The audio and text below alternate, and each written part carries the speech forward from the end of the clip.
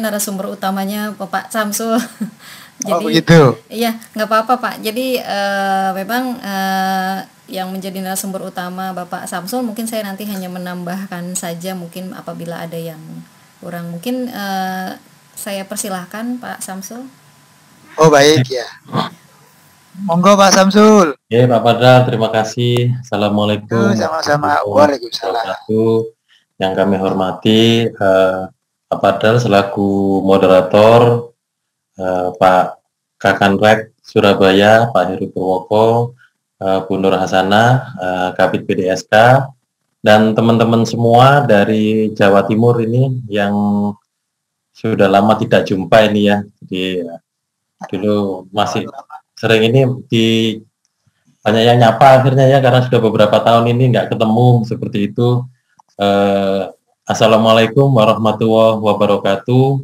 Salam sejahtera bagi kita semua. Semoga kita semua diberikan kesehatan, dan saudara kita atau teman kita yang sedang sakit, terpapar COVID, semoga segera disembuhkan. Itu yang penting, itu dulu. Baik, saya tidak berpanjang lebar, tadi sudah dijelaskan oleh Pak Direktur terkait dengan sistem manajemen kinerja. Saya hanya mengulas sedikit dulu, menggarisbawahi apa tadi yang sudah semua disampaikan secara detail oleh Pak Direktur. Yang pertama, sistem manajemen kinerja ini diperuntukkan satu ya, untuk menghilangkan gap antara capaian organisasi dengan capaian individu. Jadi organisasi dan individu ini harus selaras. Itu yang pertama, itu tujuan pertama itu.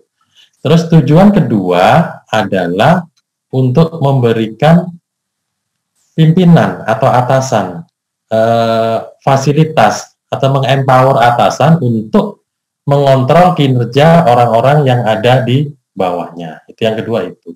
Yang ketiga adalah untuk meningkatkan value dari pelayanan atau produk yang dikeluarkan oleh PNS.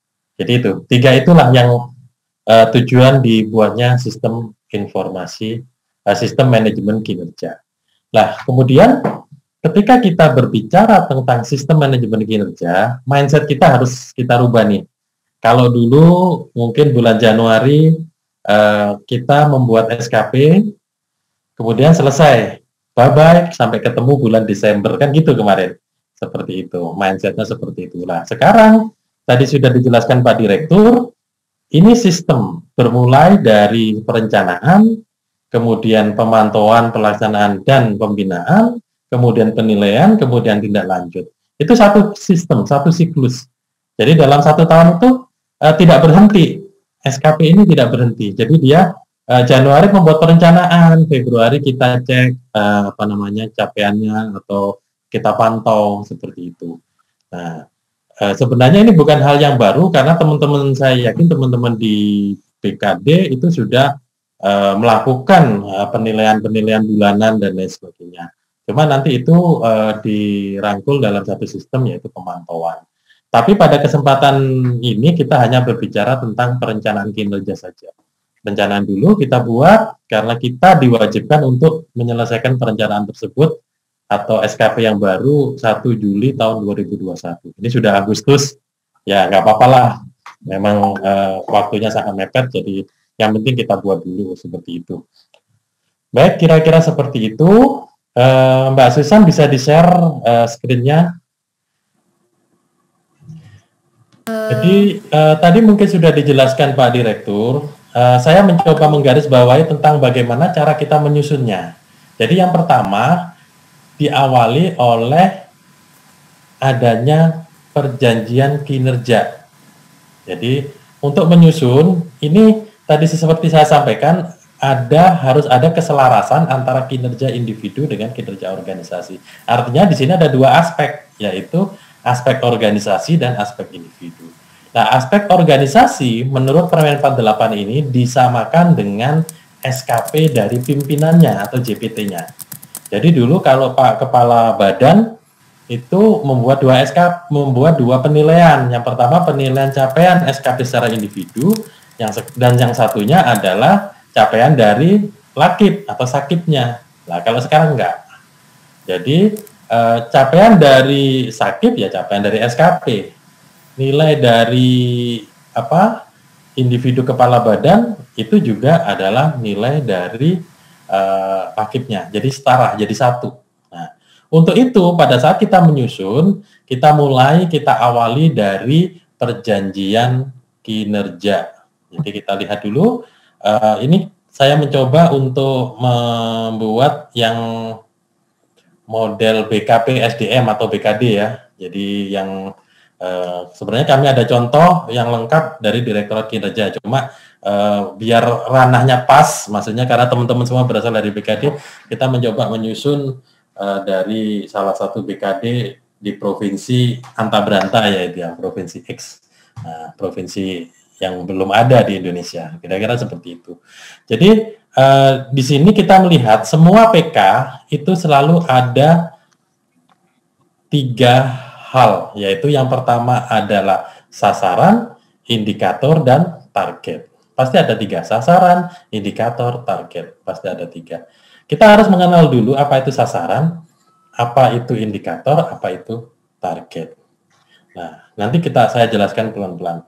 Dari PK ini, maka setiap PK itu selalu diikuti oleh manual IKU atau manual indikator kinerja. Jadi sasaran itu adalah apa yang kita targetkan. Kalau saya beli bensin ya, saya bawa mobil masuk ke tempatnya pengisian BBM, saya bilang, Pak tolong diisi 40 liter itu. Nah, 40 liter itu kalau mobil saya Avanza kan penuh. Nah, kemudian saya cek, saya tinggal ke Indomaret, saya balik, saya cek. Loh ternyata jarum menunjukkan posisi tengah. Saya komplain dong. Loh Pak kok nggak penuh? Nah, dari cerita itu kita bisa ambil kesimpulan bahwa pada saat kita mengatakan, tolong saya diisi BBM penuh, maka itu disebut rencana kinerja atau sasaran dari pekerjaan. Kemudian ketika kita lihat dashboard dari mobil kita, ada E ke F kan gitu kan, ada E ke F, nah, ada penggarisnya, lah ada E ke F. Itu disebut indikator. Indikator adalah alat untuk mengetahui bahwa apa yang kita rencanakan itu sudah tercapai. Kalau tidak tahu, ya sulit kita mengukurnya, maka dibutuhkan indikator. Posisi jarum yang ada di dalam indikator tadi itu adalah target. Itu cara memahaminya. Jadi komponen dari SKP JPT ini adalah rencana kinerja, indikator kinerja, dan target. Seperti itu. Tapi ini yang ditampilkan di layar masih posisi perjanjian kinerja. Nah, oke, coba dicek manual IKU-nya. Mbak Susan, next.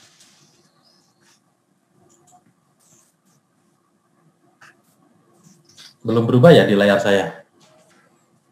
Ya, oke. Nah, manual IKU, manual indikator kinerja, ini adalah setiap PK selalu dilengkapi oleh indikator-indikator. Jadi, khusus untuk tadi indikatornya adalah indeks profesionalisme ASN, tadi kan indeks profesionalisme ASN, itu bisa kita lihat dari dimensi kualifikasi, dimensi kinerja, kompetensi, dan dimensi disiplin. Jadi itu cara mengukurnya seperti itu. Jadi semua indikator kita harus, semua rencana kerja kita harus tahu bagaimana dia terselesaikan.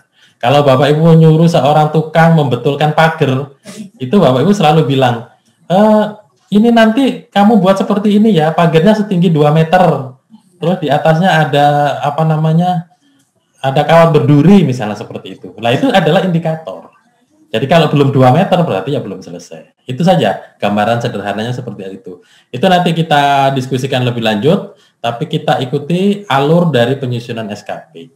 Dari PK perjanjian kinerja dari JPT tadi diturunkan ke form SKP. Form nomor 3. Tolong Mbak Susan, form nomor 3.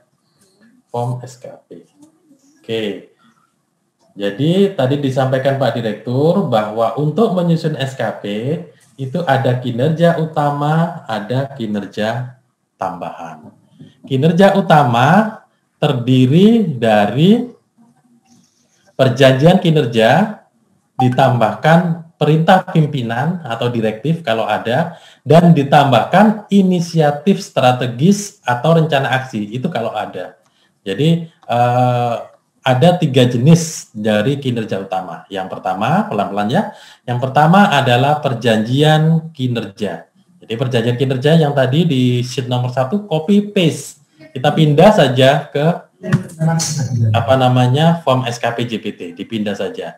Baik tulisannya, targetnya semua tinggal dipindah. Kemudian sesudah dipindahkan kita lihat komponen yang kedua, yaitu apakah memang perlu ditambahkan rencana aksi, apakah memang perlu ditambahkan perintah yang lain. Nah, apabila memang perlu ditambahkan, maka boleh ditambahkan. Jadi sebagai contoh, ketika seorang sekban ya, sekretaris badan memiliki seperti ini, terwujudnya sistem pengelolaan kepegawaian berbasis merit system, indeks sistem merit, terwujudnya SDM ASN yang berintegritas dan profesional diukur dengan ini. Nah, kalau menurut Pak Kaban atau Pak Kaban bahwa ini kurang cepat ini, biar cepat ini saya perlu menambahkan strategi-strategi khusus, misalnya menerapkan location detector, jadi setiap pegawai di lingkungan badan tersebut kemana-mana terlihat. Jadi dicek, oh si Susan lagi di mana nih? Dicek di komputernya Pak Kaban. Oh dia lagi belanja di mall. Ini jam istirahat bukan? Nah itu bisa terlihat seperti itulah. Mungkin ya memiliki inisiatif seperti itu boleh ditambahkan, gitu, boleh ditambahkan. Jadi artinya mendukung profesionalisme ASN. Nah itu disebut direktif yang seperti itu. Tapi nggak wajib, tapi boleh ditambahkan. Terus ada yang disebut inisiatif strategis. Nah kalau inisiatif, apa bedanya direktif dengan inisiatif? Kalau direktif itu diperintah oleh pimpinan. Tadinya nggak ada sama sekali, tadi diperintah, itu bisa. Tapi kalau inisiatif itu mendukung kinerja yang ada. Jadi PK yang ada didukung oleh rencana aksi dan lain sebagainya. Tadi sempat ada pertanyaan di main room kepada Pak Direktur, bagaimana kita ngukur capaian bulanan? Nah, itu bisa kita turunkan dari sini, yaitu dari rencana aksi. Maksudnya diturunkan ininya, nomornya. Nah, di sini nomor 4 dan 5 ini adalah pasal sapu jagat. Pasal sapu jagat? Kita selalu sering mengatakan, wah bagaimana ini pekerjaan saya ini saya cantolkan di mana? Tidak ketemu nih di dalam perjanjian kinerja. Maka kita bisa mencantumkan di bawah, diturunkan dari rencana aksi dan inisiatif strategi, bisa kita turunkan. Kemudian bisa juga melalui direktif pimpinan. Jadi nanti dalam praktek ketika Bapak Ibu Kepala BKD membuat direktif atau membuat rencana aksi, ini bisa dipakai untuk mengakomodasi beberapa hal yang terkait dengan pemenuhan angka kredit. Jadi ini kan situasinya kebalik, nggak kayak dulu. Kalau dulu kan kita lihat butir angka kredit, terus kita masukkan ke SKP. Ini kan enggak. Kita lihat pekerjaan organisasi jadi SKP baru ke butir angka kredit. Nah, ketika itu nanti tidak ketemu dan kita ternyata memang ada pekerjaan-pekerjaan itu dan dilakukan, itu nanti peluang ini bisa kita jadikan melalui rencana aksi dan inisiatif. Oke. Kemudian tadi kalau kita melihat apa yang disampaikan Direktur, sebelum masuk ke dalam matrik peran hasil ada namanya review. Tapi kami tidak menyampaikan di sini untuk menyederhanakan, jadi supaya teman-teman bisa memahami. Jadi sebenarnya fase dari penyusunan SKP JPT itu ada 3 fase. Rencana yang ada di layar, kemudian direview, kemudian ditetapkan. Tapi barangnya sama, ya seperti ini yang ada di layar. Hanya statusnya beda. Status pertama masih direncanakan. Status kedua dicek. Oh, rencana ini masuk pada dari perjanjian kinerja. Oh, rencana kinerja ini bersumber dari rencana aksi. Oh, rencana ini bersumber dari direktif pimpinan. Jadi fungsi dari review itu seperti itu. yang mereview adalah pengelola kinerja. Nah, di review, kenapa harus direview? Karena itu akan menentukan langkah-langkah berikutnya pada sistem manajemen kinerja yang lain, yaitu pemantauannya. Jadi nantinya rencana kinerja yang bersumber dari PK, rencana kinerja yang bersumber dari inisiatif strategis atau rencana aksi, cara menghitungnya, kuotanya, porsinya itu berbeda. Makanya kita identifikasi. Nah, tapi nanti tidak usah khawatir karena nanti kita akan mengembangkan sebuah sistem informasi kinerja secara nasional dan berbagi pakai, artinya dari BKD Kabupaten Kota se-Indonesia bisa langsung akses tanpa perlu instalasi, hanya cukup menggunakan akses internet itu saja. Jadi nanti cara menghitung apa recording in progress. Tidak terlalu membahas lebih detail di sini karena nanti itu akan dikerjakan by system. Jadi yang penting sekarang bagaimana kita bisa menyusun SKP sasaran kinerja pegawai. Baik, sesudah dilakukan review ditetapkan SKP, kemudian kita lanjut kepada matrik peran hasil. Lanjut Mbak Susan, matrik peran hasil. Next. Nah, sebelum menyambung, saya ingin teman-teman mengetahui ini ujung akhirnya kemana sih, gitu ya? Ujung akhirnya kemana sih? Gambaran gajahnya itu SKP ini seperti apa? Saya coba membuat ilustrasi ya. Berarti SKP JPT, kemudian SKP JPT itu terdiri dari 3 fase, yaitu rencana, review, dan penetapan. Barangnya sama tapi statusnya beda. Jadi rencana SKP JPT itu ada rencana SKP JPT, review, penetapan. Itu SKP JPT. Kemudian turun ke matrik peran hasil. Matrik peran hasil itu adalah posisi di tengah-tengah. Jadi posisi di tengah-tengah yang inti tujuannya adalah untuk membagi atau mendistribusikan pekerjaan-pekerjaan organisasi ke dalam pekerjaan-pekerjaan individu. Jadi itu matrik peran hasil fungsinya di situ. Nah, sesudah dari matrik peran hasil akan menjadi bahan penyusunan rencana SKP dari orang-orang di bawahnya, yaitu administrator, pengawas, dan staf yang ada di situ. Nah, kemudian setelah direncanakan kita cek lagi apakah sudah sesuai. Nah, ketika sudah sesuai baru ditetapkan. Nah, baru kita cari keterkaitan dengan butir angka kredit. Jadi kalau kita hitung ada 8 fase ya. Pertama rencana SKP JPT, kedua review SKP JPT, ketiga penetapan SKP JPT, nomor 4 matrik peran hasil, nomor 5 rencana SKP jabatan administrasi atau jabatan fungsional, nomor 6 review SKP jabatan administrasi atau jabatan fungsional, nomor 7 penetapan SKP jabatan administrasi atau fungsional, dan nomor 8 adalah lampiran keterkaitan dengan butir angka kredit. Jadi ada 8 itu yang harus kita buat. Tapi bisa kita singkat untuk rencana, review, jadi satu aja.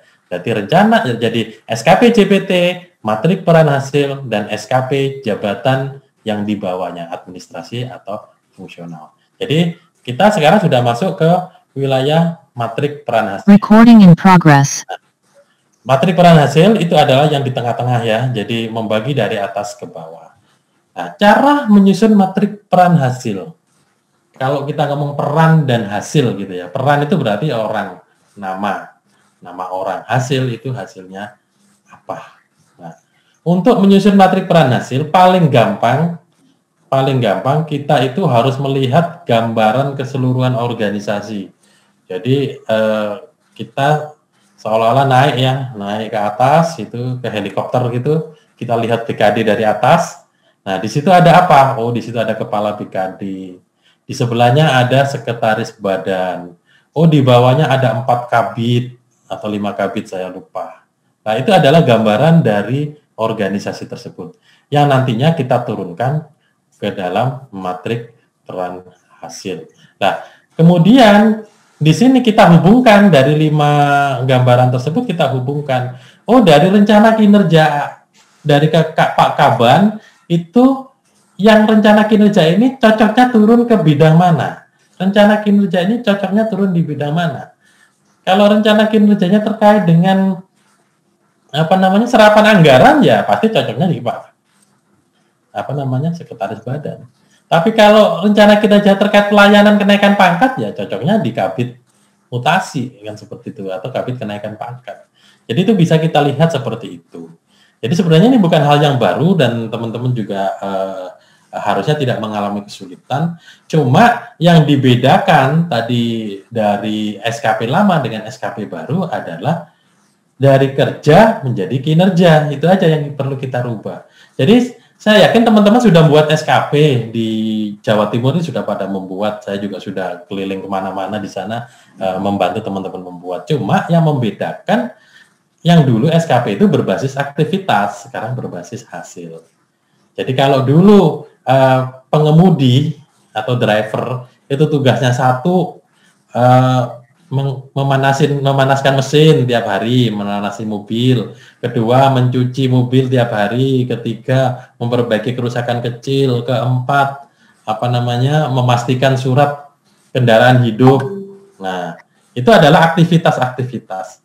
Kita coba untuk bertanya, kita tanyakan dulu ke hati kita, ke diri kita. Dari aktivitas-aktivitas itu hasilnya apa?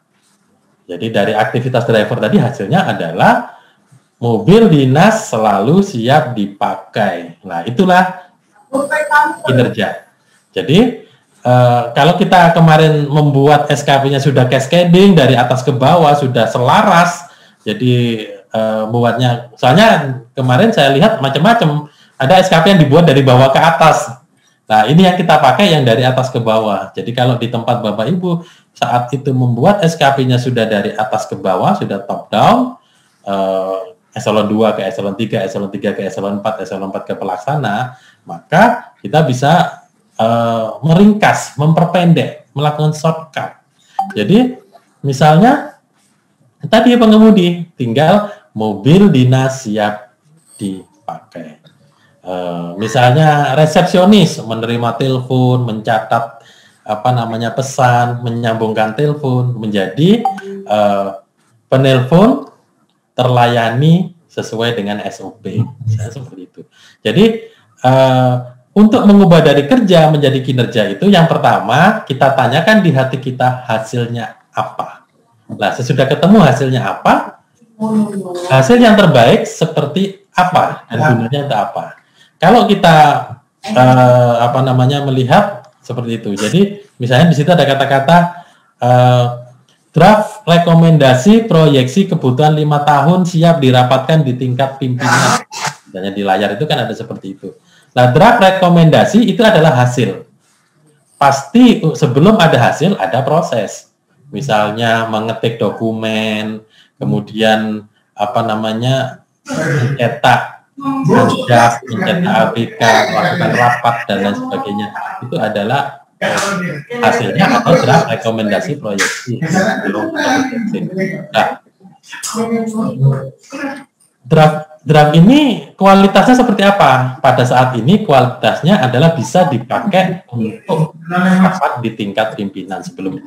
Nah, itulah yang disebut kinerja. Ada hasil, ada value, ada nilai. Seperti tujuan tadi yang saya sampaikan. Layanan atau produk yang dibuat ASN memiliki nilai. Itu kinerja. Baik, kita kembali ke laptop. Kita coba menjelaskan matrik peran hasil. Jadi di sini di atas itu ada rencana kinerja 1 JPT. Tadi terwujudnya sistem pengelolaan kepegawaian berbasis apa ini? Merit system ya? Berbasis merit system. Seperti itu. Kemudian kita turunkan menjadi intermediate outcome. Nah, apa ini intermediate outcome? Bahasa apa ini? Di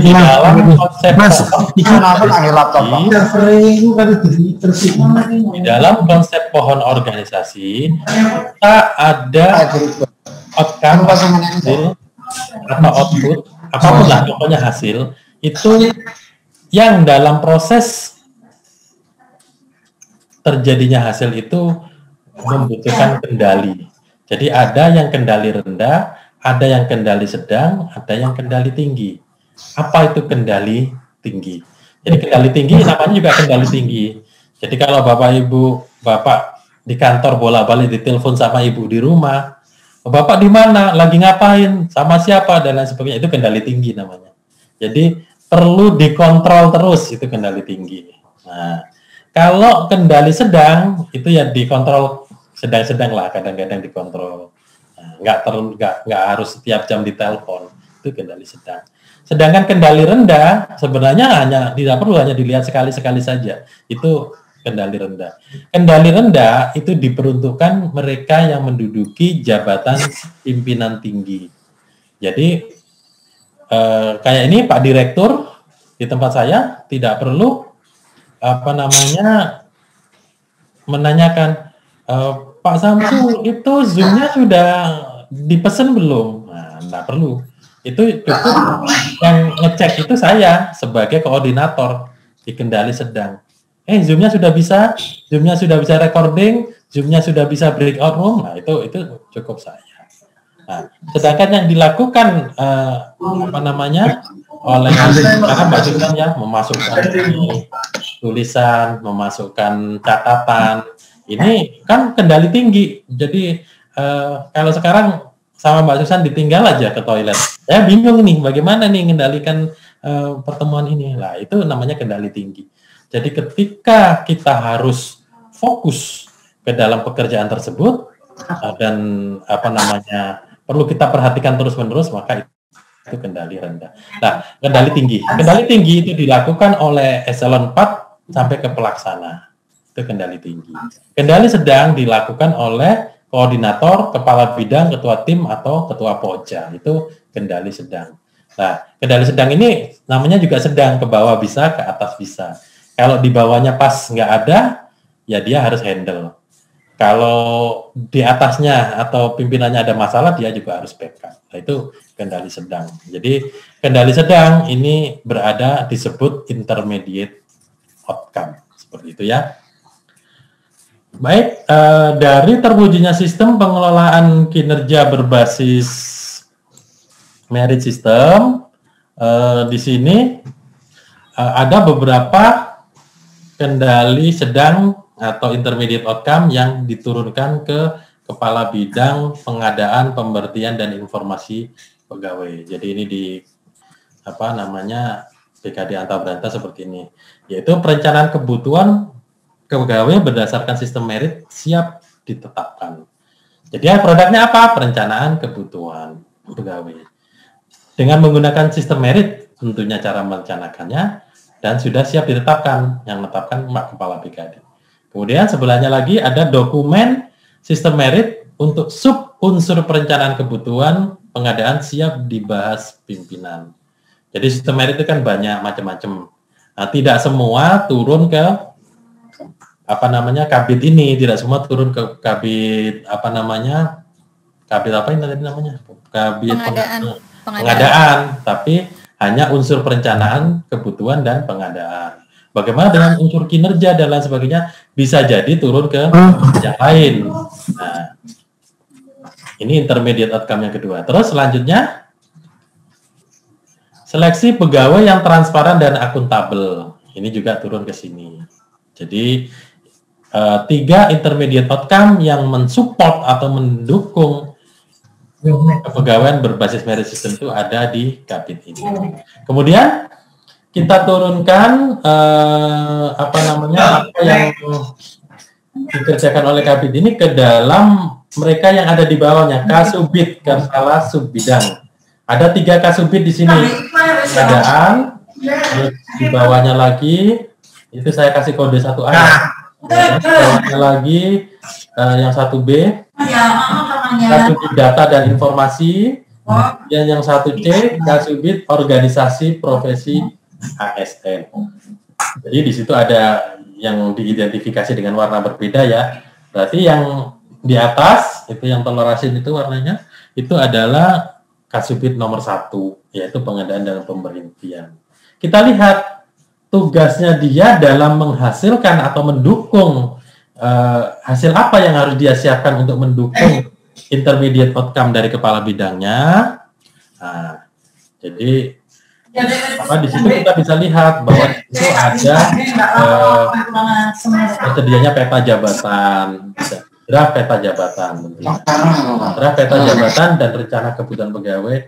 Nah, dulu mungkin teman-teman masih ingat di PP 46 itu ada taksonomi manajerial kan? Jadi ada kalau yang stafnya mengetik, eselon 4-nya memverifikasi ketikan stafnya, eselon 3-nya merumuskan, eselon 2-nya menetapkan, kan begitu. Dulu kita pernah seperti itu. Nah, sebenarnya itu juga sama. Di sini ada leveling. Cuma levelingnya itu tergantung tadi, apakah kendali tinggi, kendali rendah, atau kendali sedang. Kalau dulu, apakah levelingnya berdasarkan struktur. Kalau sekarang berdasarkan tingkat kendalinya. Seperti itu. Jadi, di pelaksana bisa ada draftnya, di kasubitnya juga bisa. Tapi yang pelaksana coba dibedakan draft peta jabatan dan rencana kebutuhan pegawai untuk jangka menengah siap ditelaah, baru ditelaah dulu. Nah, sudah ditelaah baru draft peta jabatan dan rencana yang memproyeksikan 5 tahun baru dibuat. Oh, draftnya diparaf lah. Nah, kalau dulu kan bunyinya kasubitnya memparaf draft peta jabatan, dulu kan begitu. Nah, sekarang enggak, draft peta jabatan itu ada. Jadi itu seperti itu yang yang akan kita lakukan, yang memproyeksikan kebutuhan 5 tahun. Memproyeksikan itu adalah kata kunci dari kinerja. Jadi kita harus menemukan kata kunci kinerjanya. Yang ditebelin sama Mbak Susan itu adalah kata kunci yang menunjukkan bahwa itu adalah kinerja, bukan aktivitas. Nah, kemudian yang melakukan itu adalah dona ya di situ. Nah, sedangkan untuk intermediate outcome yang kedua dilakukan oleh Nah, untuk yang pertama tadi selain ini juga dilakukan up to date data, dan yang selanjutnya untuk dokumen penerapan sistem merit ini ke bawah, dia dilakukan oleh Kasubdit Data dan Informasi. Nah, Kasubdit Data dan Informasi di situ pengukuran indeks merit system, sub unsur perencanaan kebutuhan, pengadaan siap dibahas pimpinan, tersegar secara akuntabel, valid, dan reliable. Nah, di situ ada kata-kata akurat, valid, dan reliable. Ini adalah value. Ini yang menunjukkan sebuah kinerja. Nah, pengukuran indeks merit system sebagai sub-unsur perencanaan kebutuhan, lah itu adalah ada produknya, ada kualitas produknya. Siapa yang melakukan ini? Orang-orang di bawahnya, yaitu analis data dan informasi. Ya, di situ ada instrumen merit, sub-unsur perencanaan kebutuhan, pengadaan. Nah, seperti itu. Jadi, kalau di atas pengukurannya, maka yang di bawah adalah menyiapkan instrumennya. Jadi, kalau dulu pekerjaannya yang dijenjangkan, aktivitasnya yang dijenjangkan, kalau sekarang adalah key product. Jadi, produk-produk pendukungnya. Jadi, untuk mengukur kita butuh instrumen. Nah, seperti itu. Selain butuh instrumen, kita butuh data. Butuh instrumen itu terlaksana. Seperti itu. Jadi, yang kita bagikan itu pekerjaannya. Seperti itu. Selanjutnya, ketika kita sudah, coba kita lanjut ke 1C untuk Kasubdit Organisasi dan Profesi. Nah, di sini melakukan pekerjaan yang terkait dengan kebijakan perlindungan hukum. Jadi, kebijakan perlindungan hukum siap dibahas di rapat pimpinan. Jadi produknya ada draft kebijakan, siap dibahas di rapim itu sifatnya atau value-nya, kemudian draft kebijakan, program persiapan pensiun juga, terus pelatihan pensiun dilaksanakan tepat waktu. Itu sesuai dengan intermediate outcome yang ada di atas. Coba naikkan ke atas, Mas Susan. Di sini ada perlindungan pelayanan ASN yang tersangkut masalah hukum karena pekerjaannya berjalan sesuai NSPK. Kemudian PNS yang akan pensiun menerima pembekalan 1 tahun sebelum BUP. Nah, terus yang terakhir itu adalah terselenggaranya sistem merit, tadi masuk yang ke bawah ya, bukan nyambung ke sini tapi nyambung yang Kasubdit Kasubit nomor 2. Nah, seperti ini ya, Kasubit nomor 2 di sini. Jadi masuk di sini yaitu data kepegawaian berbasis teknologi yang dapat di cross check dengan sistem kepegawaian lainnya dan lain sebagainya. Nah, matrik peran hasil ini seperti shopping list. Jadi seperti halnya kalau kita buka Tokopedia gitu ya, atau Bukalapak gitu ya. Semua pekerjaan kita beber habis. Semua. Kemudian di situ kalau kita lihat di Tokopedia kan ada yang murah sampai yang mahal, yang asli sampai yang palsu sama KW, yang umum sampai yang tidak umum, ada semua. Jadi pekerjaan kita beber di situ. Kemudian kita masukkan ke keranjang belanja, shopping basket, shopping list, kita ambil. Nah, ketika ini kita ambili, itu menjadi rencana atau menjadi SKP dari mereka yang di bawahnya. Ya, dalam hal ini karena bidang pengadaan, maka dia menjadi SKP Kabid Pengadaan. Jadi Mbak Susan, tolong sheet-nya dilihatkan semua. Jadi di sini dari Nah, kalau kita kecilin ini semua ada di situ. Nanti kita tinggal ambil. Oh, berarti yang kolom baris nomor 7 ini punyanya Pak Budi sebagai kepala bidang. Nanti tinggal ngambil dari situ. Jadi kalau matrik peran hasil sudah selesai, maka kita lebih gampang. Ini matrik peran hasil selesai. Berarti yang 7, row 7 itu adalah SKP-nya Budi. Row 8 SKP-nya row 8 itu SKP-nya Joni. Nah, kan seperti itu. Kemudian row Dona ada di row 9. Desi ada di row 10. Nah, terus Benny ada di row 11. Sarul 12, 13. Sarul 13 dan 14. Nah, terus kemudian Ali itu ada di 15, 6 Usman dan 17 Uswah. Jadi kira-kira itu semua orang di bidang itu sudah ada SKP-nya. Jadi fungsi dari matrik peran hasil itu untuk menemukan ternyata ada orang di pojok sana yang nggak pernah bekerja loh, kan gitu. Itu bisa terlihat nantinya. Jadi itu gambarannya seperti itu. Oke, kita lihat dulu satu SKP kepala bidangnya. Yang nomor 1. Ada SKP kepala bidang. Kita ambil dari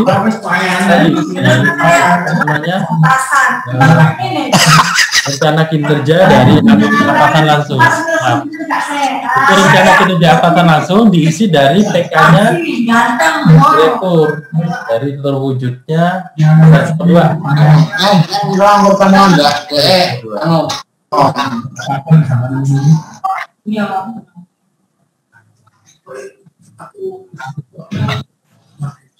Ya, seperti itu. Jadi di situ ada rencana kinerja atasan langsung yang kebalik Mbak Susan, itu yang dinilai yang sebelah sana. Oh ya, yang betul-betul. Kalau BKPSDM yang kanan. Ya. Nah, itu Kabid Pak Budi itu namanya. Bikin sakti. Apa keturunan di mana? Oh, yang mau ngambul. Habis itu curi. Host dibantu untuk unmute yang masuk suaranya. Ya. Unmute yang masuk. Sidoarjo.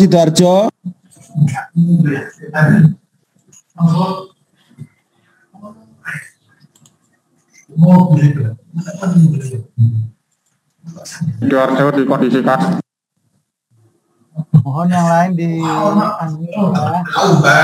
Suaranya masuk nih. Kan kamu cukup ngapa? Apa ya?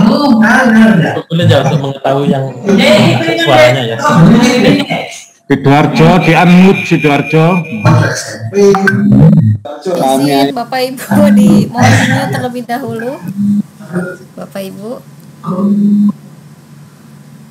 Ya. masih sepertinya.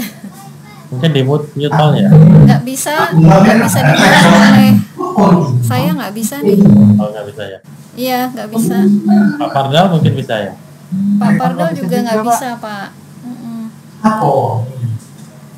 Kenapa?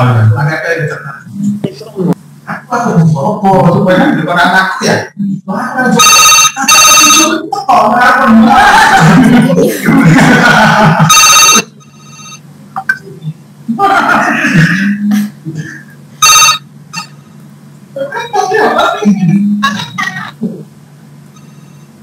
Oke, udah ya. Ya, dilanjut. Baik. Silakan. Terima kasih. Jadi ini kita catatan langsung yang diintervensi. Itu artinya rencana kinerja dari GPT-nya, dari Dr. X tadi. Rencana kinerjanya apa ya itu? Kok keluarnya? Nah, diambil aja. Ya.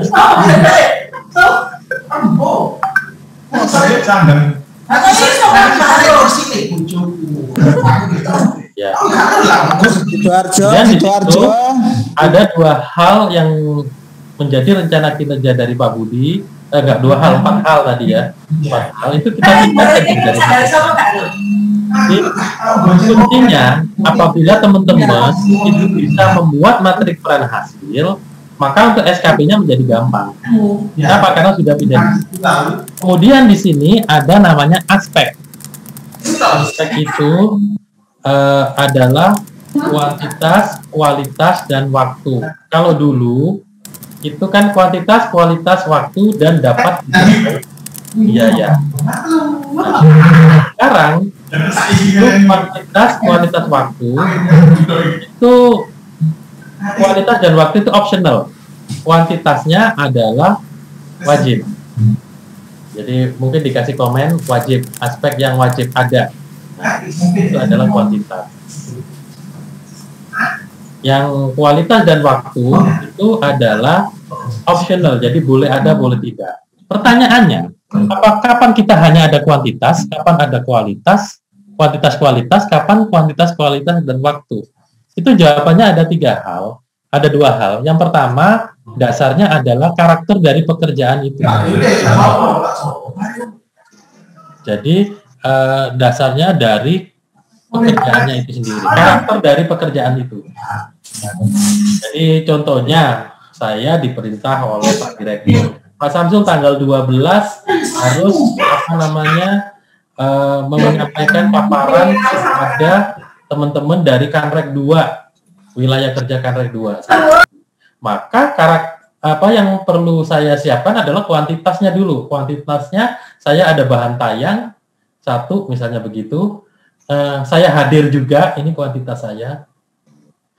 Seperti itu. Terus kualitasnya, bahan tayangnya harus bagus, Bapak Ibu nggak bingung, bisa memahami, itu kualitas. Terus waktu ini perlu. Kenapa perlu? Nah, saya hadir, bahan tayang bagus, tapi saya hadirnya besok siang. Ya sama saja acara nggak berjalan. Nah, dengan konteks seperti itu, maka 3-tiganya harus ada. Tapi kalau cukup cuma 1, misalnya peningkatan indeks gitu ya, meningkatnya indeks apa gitu, indeks capaian apa gitu, mungkin kuantitas saja cukup. Kenapa? Karena di situ di dalam pengukuran indeks itu sudah ada pengukuran kualitas. Kira-kira seperti. Jadi tidak semua harus ada lengkap. Jadi boleh kuantitas saja, boleh kuantitas, kualitas, dan waktu, tergantung karakter dari pekerjaannya. Juga tergantung dari permintaan pimpinan. Yang kedua, ekspektasi dari pimpinan. Jadi ada juga pimpinan yang memiliki ekspektasi lebih. Jadi ada yang penting dokumennya ada, yang penting laporannya ada, tersedianya 4 laporan, itu ada 4 laporan seperti itu.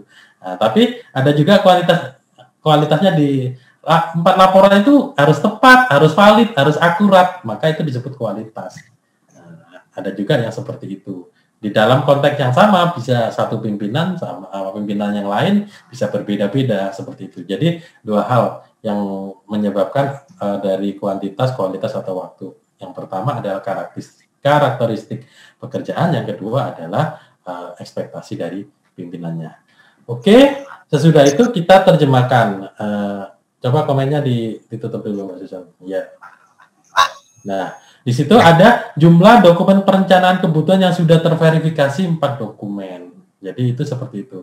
Jadi kalau dulu kan kita absolut saja, kuantitas, pokoknya kuantitas. Jadi ini Permenpan 8 ini mendekati kualitatif.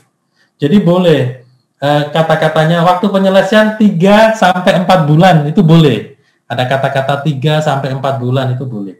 Jadi mungkin ditaruh di komen juga lah, seperti itu boleh. Jadi nggak harus fix 4 bulan. Nah, boleh berupa rentang. Jadi bisa min, bisa max.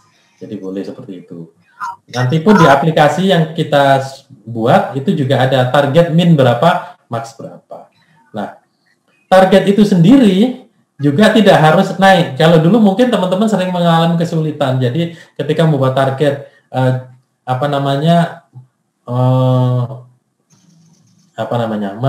memadamkan gedung gitu kan, atau kalau pemulasara jenazah itu memandikan jenazah seperti itu. Jumlahnya 500, ternyata yang meninggal nggak sampai 500. Nah, sampai dimandikan 2 kali biar targetnya terpenuhi kan gitu. Nah, kadang-kadang begitu. Kita juga sering kali membuat target yang sulit untuk dicapai atau untuk diprediksi. Misalnya menerima surat masuk 600 surat seperti itu. Dari mana kita tahu ada surat 600 yang masuk? Nah, jadi sebenarnya bukan itu. Di sini lebih dijelaskan. Jadi ketika seorang pengadministrasi surat bukan lagi targetnya menerima surat yang masuk, tapi prosentase jumlah surat yang ditindaklanjuti 100%. Jadi ada kayak itu yang nomor 3 itu persentase permasalahan yang ditindaklanjuti 100%. Jadi bukan surat permasalahan yang dijawab, tapi permasalahan yang ditindaklanjuti. Nah, artinya ada 10 permasalahan, ya 10 ditindaklanjuti. Ada 20, ya 20. Seperti itu. Nah, baru yang kedua dikualitaskan persentase permasalahan yang berhasil disolusikan. Tidak semua masalah kita bisa berhasil mensolusikan. 80. Nah, target ini juga bisa normal, bisa khusus. Apa itu normal dan khusus? Contoh, pelayanan KTP. Pelayanan KTP itu 5 jam, misalnya gitu. Misalnya ada SOP-nya, pelayanan KTP 5 jam. Seperti itu. Kemudian, kalau kita mengurus KTP 3 jam selesai, itu lebih bagus apa lebih jelek? Lebih bagus kan? Standarnya 5 jam, selesai 3 jam. Nah, itu disebut target khusus. Nah, kalau target normal, ya normal aja. Jadi, jumlah siswa yang lulus dengan nilai di atas 85, misalnya begitu. Semakin banyak siswa yang lulus dengan nilai di atas 85, semakin bagus. Itu normal. Nah, misalnya menurunnya tingkat pelanggaran disiplin. Nah, ini persentase keluhan pelayanan tes, ini normal apa khusus? Nah, kurang dari 1%. Nah, semakin sedikit, semakin bagus. Nah, ini khusus, gitu loh. Nah, itu kita identifikasi juga. Jadi dalam proses review nanti kita identifikasi. Jadi yang kita identifikasi adalah sumber dari rencana pekerjaan, kemudian kondisi khusus itu bahasanya adalah dikasih definisi aja Mbak Susan. Kondisi khusus apabila gitu biar clear. Jadi apabila semakin sebentar ada bahasanya yang baku di dalam Permenpan, saya cek.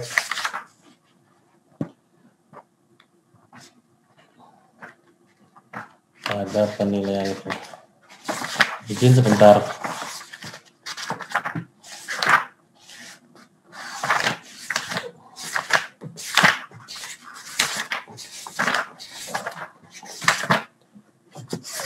Oke, penilaian kinerja. Ya, kondisi khusus itu bahasanya adalah disebut kondisi normal, realisasi, kondisi khusus ya, realisasi yang nominal atau angkanya lebih kecil dari target dikategorikan sebagai capaian yang melampaui target.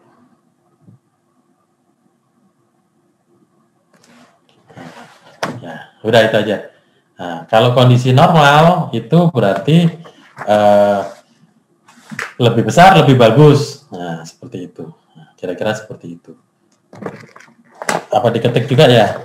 Kondisi normal. Sebentar.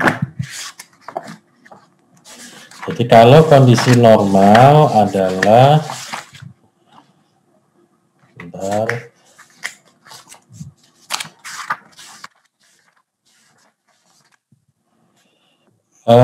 Kondisi normal adalah realisasi nominal angkanya lebih besar daripada target, dikategorikan sebagai capaian yang melampaui target. Nah, seperti itu. Jadi itu nanti cara menghitungnya itu berbeda antara kondisi khusus dan kondisi normal. Tapi kita tidak bahas hari ini, next time kita bahas. Dan itu yang penting Bapak Ibu tahu bahwa oh ini kondisi normal, oh ini kondisi khusus, seperti itu. Jadi ketika kita sudah melakukan itu, nantinya di dalam proses review dan lain sebagainya itu sudah akan diambil alih oleh sistem, kira-kira seperti itu.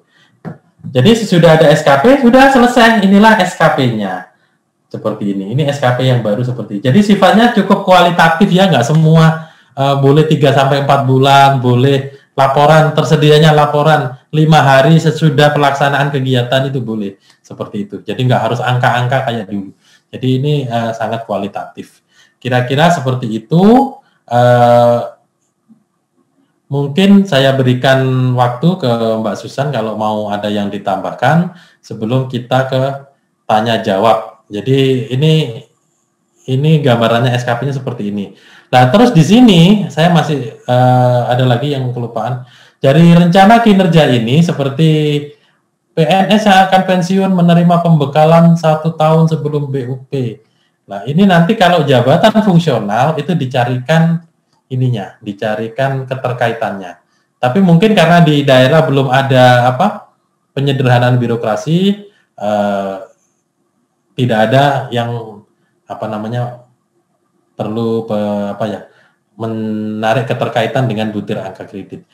Sebagai contoh seperti ini, saya kan tadinya Kasubdit evaluasi dan penilaian kinerja. Sekarang menjadi koordinator evaluasi. Nah, ketika saya mendapatkan tugas atau menyelesaikan salah satu kinerja dari Direktorat Kinerja, yaitu menjawab permasalahan dari proses kinerja, maka yang saya lakukan satu, membuat telaah. Kedua, mencari referensi. Ketiga, menerjemahkan referensi karena dalam bahasa Inggris. Keempat, baru membuat kajian telaah. Jadi dari satu kegiatan tadi, saya bisa melakukan beberapa aktivitas yang bernilai beberapa angka kredit. Nah, untuk satu rencana kerja, bukan kegiatan. Untuk JFT, satu rencana kerja bisa diuraikan menjadi lebih dari satu atau beberapa butir kegiatan dalam angka kredit. Dalam butir angka kredit. Ya, seperti itu. Jadi kerjaan saya cuma jawab surat tadi, tapi dalam menjawab surat, saya melakukan beberapa hal yang bernilai angka kredit. Jadi ini memang dibalik, sistemnya dibalik. Dari kinerja organisasi turun ke individu, baru dicari keterkaitannya dengan butir angka kredit. Kalau dulu enggak, butir angka kredit masuk ke SKP. Jadi artinya urut-urutannya itu memang dari organisasi ke individu. Oke, sebelum saya kasih kesempatan ke Mbak Susan, saya mengulangi lagi. Jadi yang pertama adalah rencana SKP JPT, yang kedua adalah review SKP JPT, yang ketiga adalah penetapan SKP JPT. Ini adalah statusnya, yang di sini artinya adalah form SKP JPT, ada posisi rencana, ada posisi review, ada posisi penetapan. Yang selanjutnya adalah matrik peran hasil. Yang sekarang ini ada di layar itu matrik peran hasil. Yang selanjutnya adalah rencana SKP jabatan administrasi, jabatan fungsional. Jadi administrasi ya kabid, ya kasih, ya staf. Jadi di sini kita kasih contoh semua. Coba dilihatkan Mbak Susan yang ke staf. Jadi di sini ada SKP-nya masing-masing, ada Uswa, ada Usman, ada apa namanya Kasubit yang satunya, ada SKP-nya. Itu saya kasih kode ya. Kalau yang 1A berarti Kasubit nomor 1B berarti Kasubit nomor 2, 1C berarti Kasubit nomor 3. Jadi itu seperti itu saya kasih apa namanya kode biar Bapak Ibu nanti bisa men-track. Oh, ini diturunkan dari matrik peran hasil yang ini. Oh, ini diturunkan dari matrik peran hasil yang ini. Kira-kira seperti itu. Baik, kira-kira seperti itu untuk sementara yang bisa kami sampaikan karena waktunya juga nggak panjang. Jadi biar banyak tanya jawabnya. Mungkin Mbak Susan bisa menambahkan mungkin tadi yang saya kelewatan atau bagaimana. Waktu saya kembalikan ke Mbak Susan sebelum tanya jawab. Mohon maaf kalau ada kesalahan dalam berucap. Wassalamualaikum warahmatullahi wabarakatuh. Waalaikumsalam warahmatullahi wabarakatuh. Waalaikumsalam warahmatullahi wabarakatuh. Izin Bapak Ibu sekalian, apakah suara saya sudah terdengar dengan baik? Kecil Mbak Susan, kurang keras. Halo? Kecil. Sudah masih kecil? Ya betul Bu. Masih kecil? Halo? Ya Bu. Sudah terdengar atau masih kecil ya Bapak Ibu? Masih kecil Bu.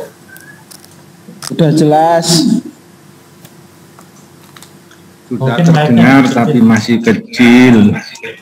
Kurang-kurangin Bu suaranya. Sebentar ya Bapak Ibu.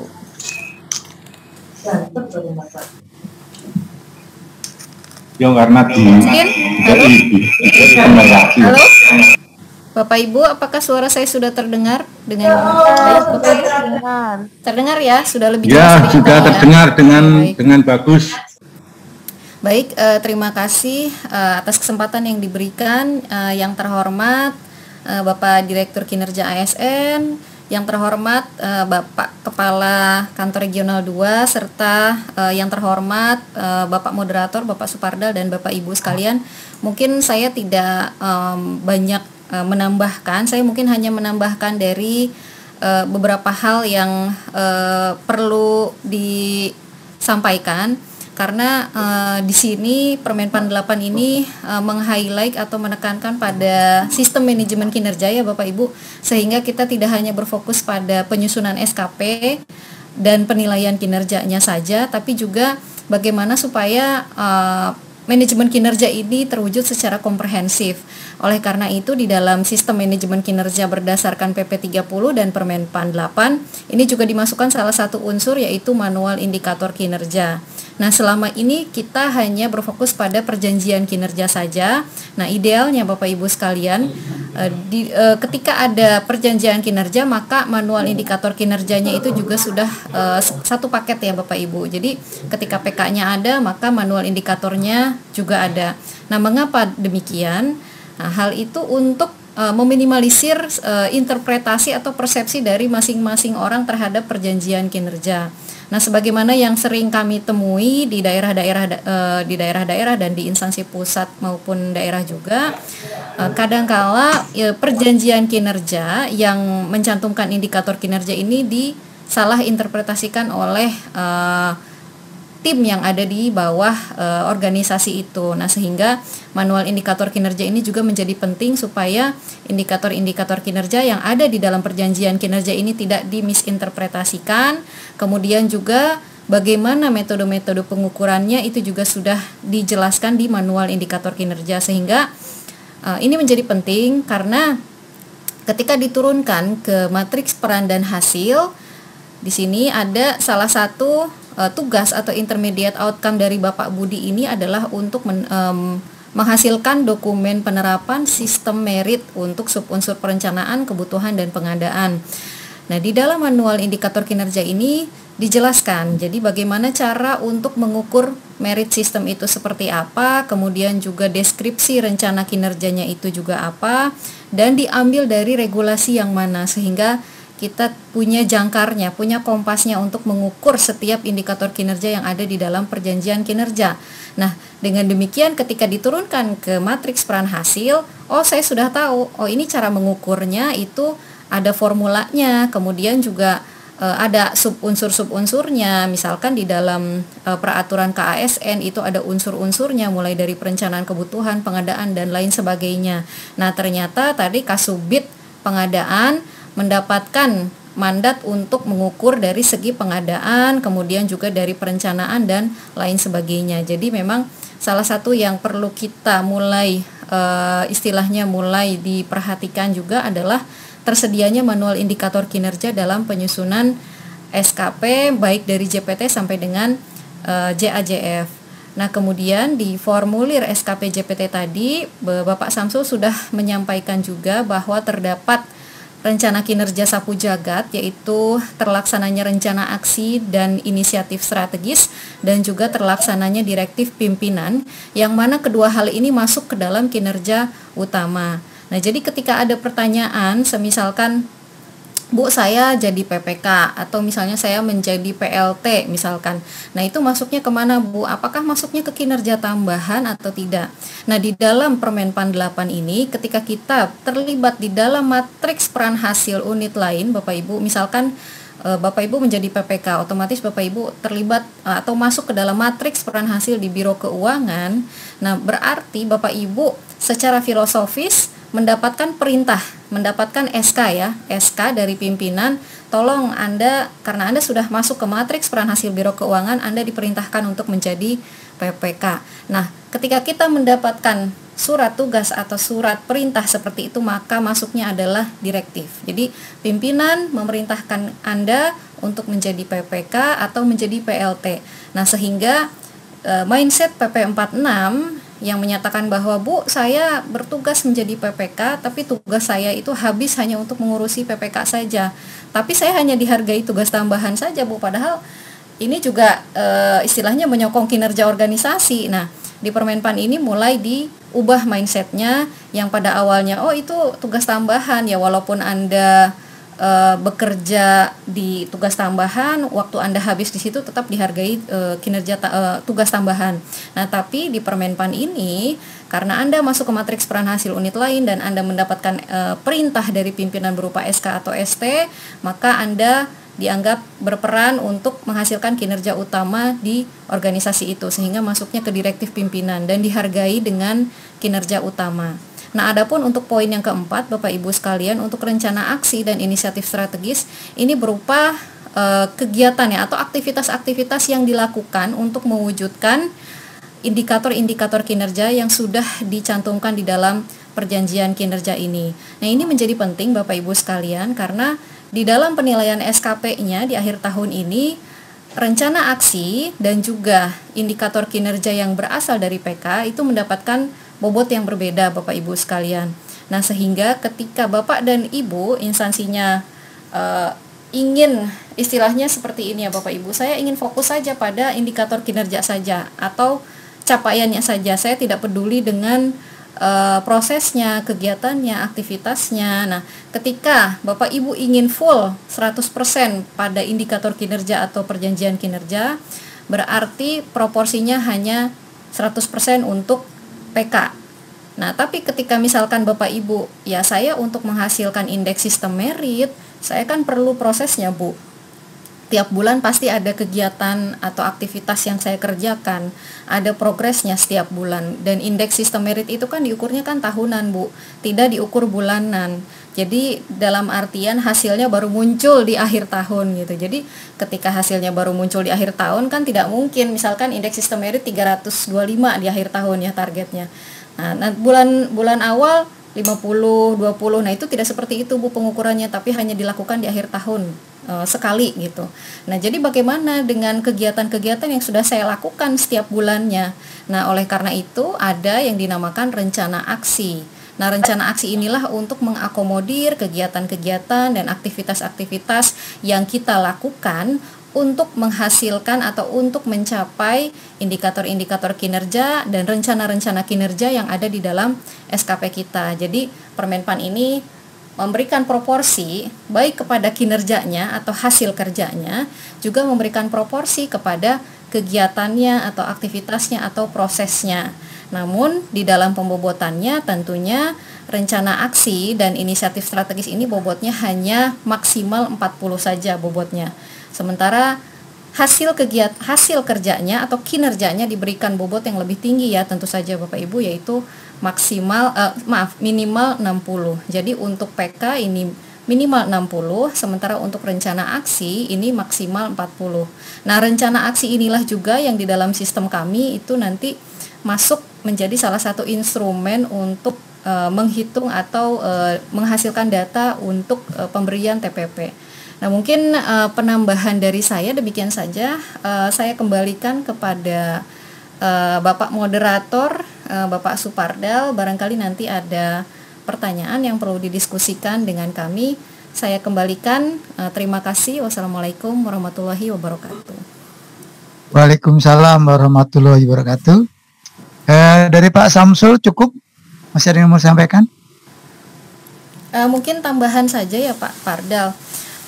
Jadi ketika sudah ditambahkan terkait terlaksananya rencana aksi dan direktif pimpinan sesuai dengan target waktu yang ditetapkan, kami sarankan untuk di dalam SKP Bapak Ibu sekalian, baik koordinator atau misalnya kabid maupun SKP anggota timnya juga ditambahkan kedua hal ini yang dikatakan sapu jagat ini, karena kadangkala kita juga sering menerima perintah-perintah dari pimpinan ketika tahun berjalan, maka mohon diberikan slot dua rencana kinerja ini, yaitu rencana aksi dan inisiatif strategis dan direktif pimpinan. Mungkin tambahan dari saya demikian Pak Supardal. Terima kasih. Ya. Baik Ibu Susan dan Pak Samsul yang telah memberikan materinya. Kita masih punya waktu. Sekarang posisi jam 12:30. Nanti kita jam 13:10 sampai dengan 13:20 ada post test. Berikutnya nanti acara akan ditutup jam 13:20 sampai dengan 13:30. Nah, tentunya masih ada waktu kurang lebih sekitar setengah jam. Saya berikan kesempatan kepada peserta untuk memberikan pertanyaan. Di samping juga nanti akan saya bacakan beberapa pertanyaan dari chat nanti untuk kita berikan tanggapan.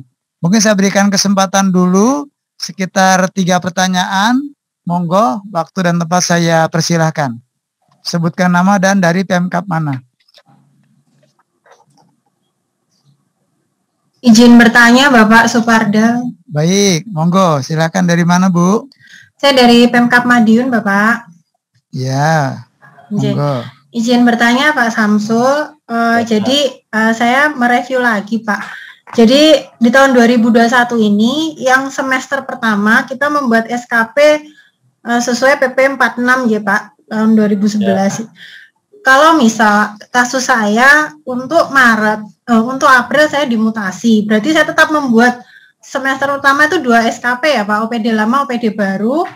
Terus selanjutnya semester 2 berdasarkan Permenpan 8 2021 membuat 1 SKP, nanti nilainya dibagi 2 seperti itu lagi ya Pak.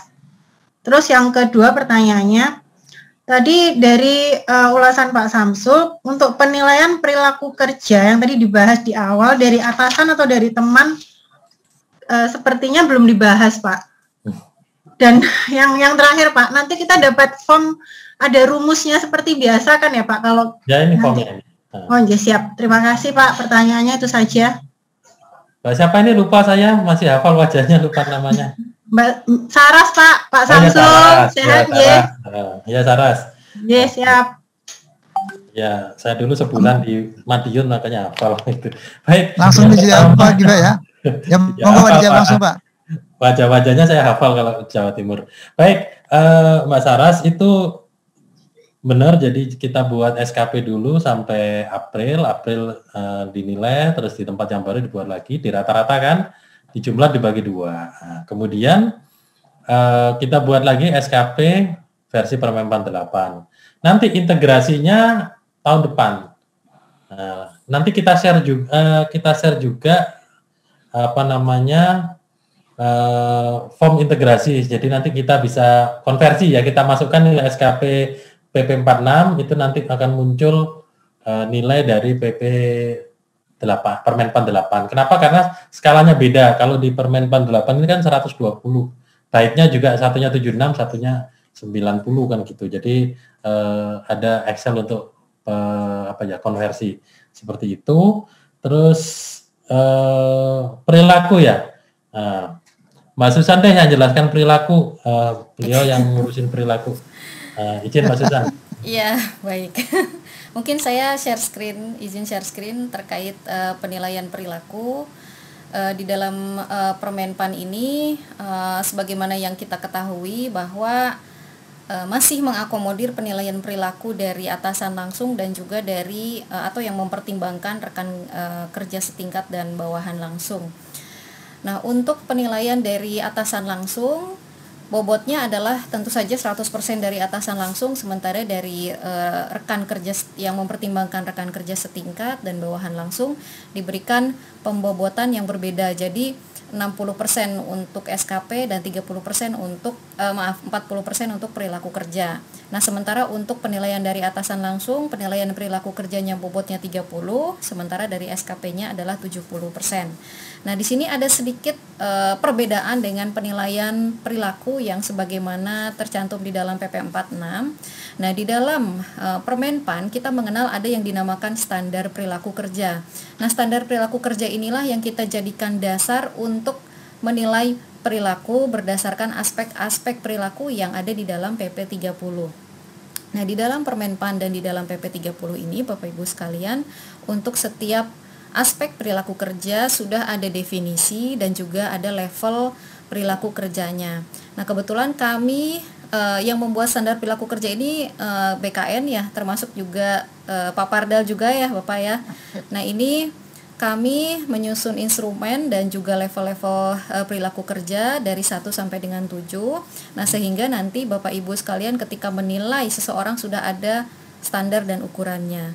Nah, selain level, di sini juga ada indikator perilaku kerja yang merupakan definisi dari setiap levelnya. Nah, tentu saja dari level 1 sampai dengan 7, ini sudah kita buat standar level untuk masing-masing jabatan, jenjang jabatan. Nah, jadi misalkan untuk standar level 1 dan 2 itu adalah untuk level pelaksana dan juga JF JF level pertama dan juga muda. Nah, kemudian untuk seterusnya 3, 4, 5 misalkan itu sudah distandarkan untuk yang level media atau eselon 3. Kemudian untuk yang 6 dan 7 adalah untuk level eselon 2, dan untuk 7 itu khusus untuk yang utamanya. Jadi ini yang the ultimate-nya yang di level 7 ya Bapak Ibu. Nah, di sini indikator-indikator perilaku kerja.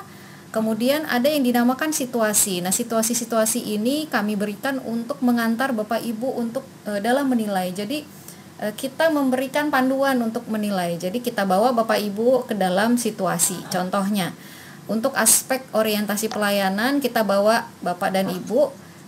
Ketika Bapak Ibu misalnya menilai Bapak Ibu sebagai atasan, karena ini masih penilaian atasan ya Bapak Ibu, nanti yang 360 saya jelaskan kemudian.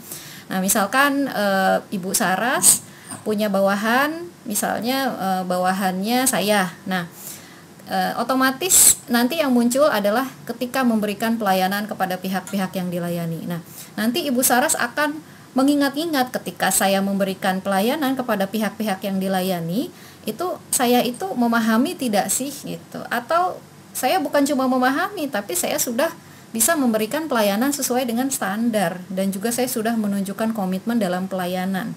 Nah, ternyata saya tuh ada di atas nih, nggak cuma nomor 2 tapi nomor 3, karena nanti di sistem itu dimungkinkan menilai satu level di atas dan satu level di bawah. Nah, ternyata standar pelayanan saya itu di luar, udah lebih dari level 2, nah, ternyata levelnya 3. Nah, berarti ketika saya memberikan pelayanan saya mendapatkan nilai 3.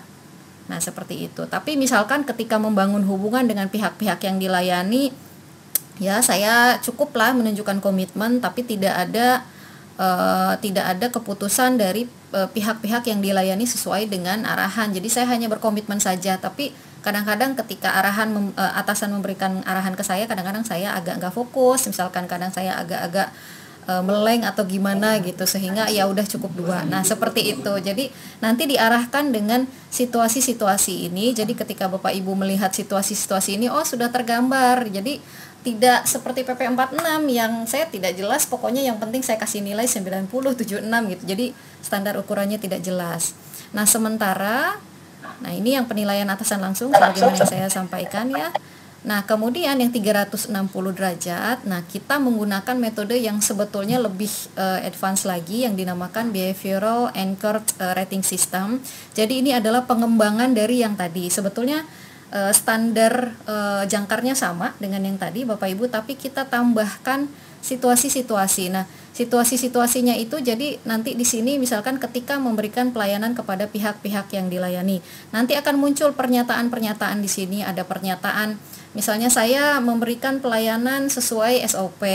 Nanti ada lagi misalnya memberikan pelayanan melebihi ekspektasi. Nanti ada lagi pernyataan yang ketiga, misalkan memberikan pelayanan dengan mencantumkan atau dengan menambahkan ide baru. Nah, nanti ada lagi pernyataan. Jadi masing-masing indikator ini nanti akan terwakilkan dalam bentuk pernyataan Bapak Ibu. Kalau yang dari penilaian atasan kan kita lihat indikator lalu kita nilai, tapi kalau 360 derajat tidak. Jadi indikator ini justru tidak muncul, tapi yang muncul nanti pernyataan-pernyataan yang mewakili masing-masing level indikator. Jadi Bapak Ibu yang menilai itu tidak tahu apakah itu level 1 atau 2 atau 3. Jadi kita tidak tahu nilainya berapa. Jadi kita memilih pernyataannya. Jadi nilainya itu tersamarkan dalam bentuk pernyataan-pernyataan tadi. Jadi kalau tadi kan penilaian atasan kita melihat memahami pelayanan, kalau memahami kan nilainya 1, kalau memberikan pelayanan kan nilainya 2. Nah tapi nanti di 360 derajat indikator ini tidak muncul Bapak Ibu. Yang muncul itu adalah pernyataan yang mewakili indikator-indikator ini. Jadi lebih konkret lagi nanti pernyataan-pernyataannya. Jadi tidak ukuran yang disampaikan, tapi perilaku konkretnya. Jadi ketika menilai pun orang itu nggak tahu saya ngasih nilai 1 atau ngasih nilai 2 atau ngasih nilai 3 ya gitu, tapi hanya berdasarkan pada perilaku konkret yang ditunjukkan melalui pernyataan-pernyataan tadi. Nah mungkin demikian yang bisa saya sampaikan Ibu Raras terkait penilaian perilaku 360. Dan sebagaimana yang disampaikan oleh Pak Deputi pagi hari tadi, kami sedang on proses, mudah-mudahan dalam waktu dekat bisa harmonisasi untuk draft perubahan penilaian perilaku 360 tersebut. Terima kasih, saya kembalikan kepada moderator Pak Supardal. Ya, terima kasih Mbak Susan, mudah-mudahan pertanyaan dijawab dengan jelas, Ibu Raras menjadi terpuaskan dengan jawaban Pak Samsul dengan Mbak Susan. Mungkin akan saya ambil dulu dari beberapa chat yang masuk terkait pertanyaan. Dari Mojokerto ini saya anggap agak sedikit lebih dominan dan penting terkait dengan aplikasi. Pertanyaan sebagai ini, mereka sudah menggunakan aplikasi e-kinerja BKN. Halo? Ya, mereka sudah menggunakan aplikasi kinerja BKN. Pertanyaannya, apakah saat ini sudah tersedia aplikasi kinerja dengan versi terbaru yang sudah disesuaikan dengan penilaian kinerja sesuai dengan Permenpan 8 tahun 2021? Mungkin ini perlu dijelaskan oleh Mbak Susan atau Pak Samsul. Monggo Mbak, ini kayaknya agak penting kalau saya melihat dari pertanyaan lain. Silakan Mbak Bapak Samsul dulu, silakan. Oke, baik, terima kasih Pak Fardel. Jadi saat ini kami kami sedang mengembangkan aplikasi e-kinerja berbasis Permenpan 8. Jadi aplikasi ini berbeda dengan aplikasi sebelumnya, yaitu kalau sebelumnya itu sifatnya berbagi aplikasi. Jadi Bapak Ibu adopsi aplikasi dari kami, ambil program, diinstal, dipasang di tempatnya Bapak Ibu, termasuk di Mojokerto, Blitar, ada beberapa lah yang saya tahu itu ngambil seperti itu, kemudian diintegrasikan dengan aplikasi internal BKD. Yang baru ini karena ini juga sangat urgent dan memenuhi dari permintaan dari SPBE. Jadi kita membuat aplikasi berbasis berbagi pakai. Jadi aplikasi ini cuma ada satu, ada di BKN, tapi bisa diakses oleh semua PNS se-Indonesia. Nah, itu bedanya seperti itu. Jadi nanti bisa langsung pakai aplikasi dari kami. Nah, pertanyaannya bagaimana dengan BKD yang sudah membuat aplikasi yang berdasarkan PP 46? Kan seperti itu. Sebenarnya kenapa kita tidak memutuskan untuk mengupdate, tapi kita memutuskan untuk membangun aplikasi baru? Seperti Bapak Ibu tahu bahwa PP 46 ke Permenpan 8 ini sangat besar perubahannya. Jadi segini Bapak Ibu, Permenpan 8 itu 294 halaman. Jadi apa yang dilakukan di aplikasi yang kemarin, yang di PP 46 itu hanya memenuhi sedikit aspek saja, yaitu di aspek pemantauan kinerja, yaitu di situ nanti ada istilahnya itu logging books result atau key result. Jadi ada tempat untuk memasukkan apa capaian-capaian yang kita dapat di dalam hasil yang kita tetapkan, hasil dengan target yang kita tetapkan. Jadi misalnya 1 bulan targetnya 500 KTP misalnya seperti itu. Minggu pertama selesai 150 KTP, minggu kedua kan seperti itu. Dan itu sebenarnya sama prosesnya dengan aplikasi yang daily activity system yang selama ini diadopsi dari BKN. Tapi itu bagian kecil dari aplikasi sistem manajemen kinerja berbasis Permenpan 8. Itu bagian kecil sekali. Jadi mungkin hanya sekitar 10 atau 15%. Jadi terus pertanyaannya bagaimana ke depan dengan aplikasi yang sudah terinstall? Karena secara aturan itu masih berdasarkan PP 46, jadi ya mungkin tidak bisa dipakai seperti itu. Kalaupun bisa dipakai, itu harus diupdate modelnya sesuai dengan PP 46. Kalau dari PP 30, maaf. Kalau dari sisi regulasi, di situ disampaikan bahwa BKN menyediakan aplikasi bagi mereka yang belum mempunyai aplikasi, kan pertanyaannya di situ. Nah, perintahnya di situ. Itu dari amanah itu maka BKN membuat aplikasi secara nasional. Sehingga karena nasional nanti diharapkan sesudah aplikasi jadi bisa dipakai oleh semua orang.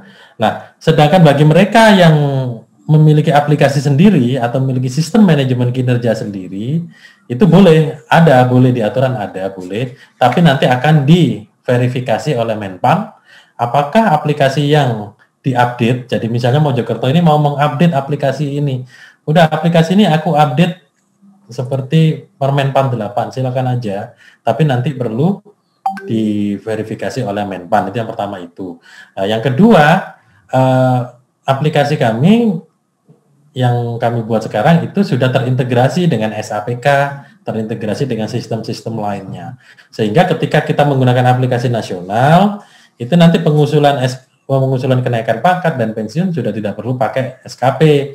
Kenapa? Karena itu sudah terdeteksi di dalam SAPK. Itu kelebihannya di situ. Cuma karena sifatnya itu nasional, mungkin itu sifatnya general atau umum.